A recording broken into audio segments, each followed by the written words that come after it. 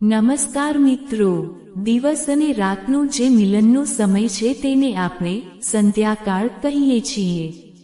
હિન્દુ ધર્મ અને વાસ્તુશાસ્ત્રમાં આ સમયને અત્યંત પવિત્ર અને પ્રભાવશાળી માનવામાં આવ્યો છે. એવું માનવામાં આવે છે કે સાંજના સમયે સાક્ષાત માતા લક્ષ્મી પૃથ્વી પર ભ્રમણ કરે છે અને દરેકના ઉંબરે આવે છે. પરંતુ આપણી કેટલીક આધુનિક આદતો આ સમયે એવી ભૂલો કરી બેસે છે, જેના કારણે લક્ષ્મીજી ઘરના ઉંબરેથી જ પાછા વળી જાય છે.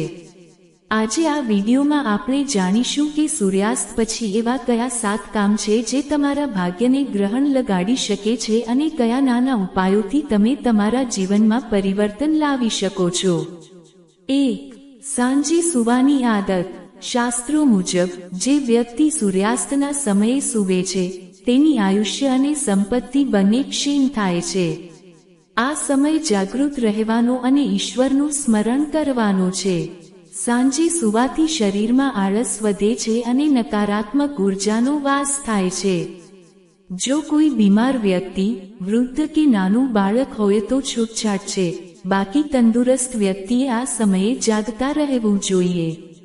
2. ઘરના ઉંબરે બેસવું.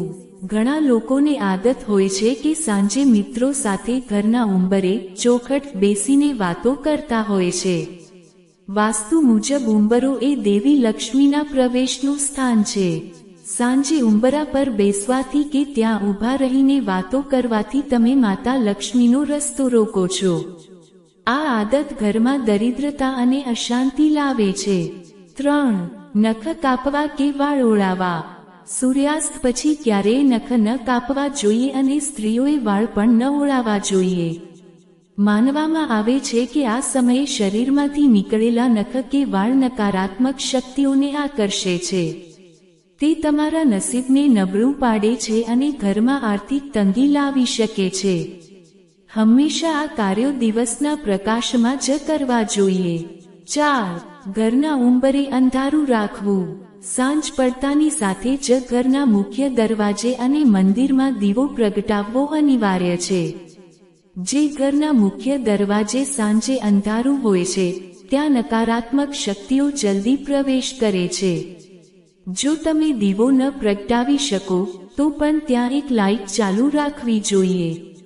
પ્રકાશ એ પોઝિટિવિટીનું પ્રતીક છે અને તે લક્ષ્મીજીને આવકારવાનો સંકેત છે. 5. દૂધ, દહીં કે મીઠાનું દાન. સૂર્યાસ્ત પછી ક્યારેય કોઈ પાડોશી કે બહારની વ્યક્તિને દૂધ, દહીં કે મીઠું ઉધાર ન આપવું. દૂધ અને દહીંનો સંબંધ ચંદ્ર અને લક્ષ્મી સાથે છે. સાંજે આ વસ્તુઓ બીજાને આપવાથી તમારા ઘરની બરકત બીજાના ઘરે જતી રહે છે. મીઠું આપવાથી ઘરની આર્થિક સ્થિતિ બગડે છે અને પરિવારમાં ઝઘડા વધે છે. 6.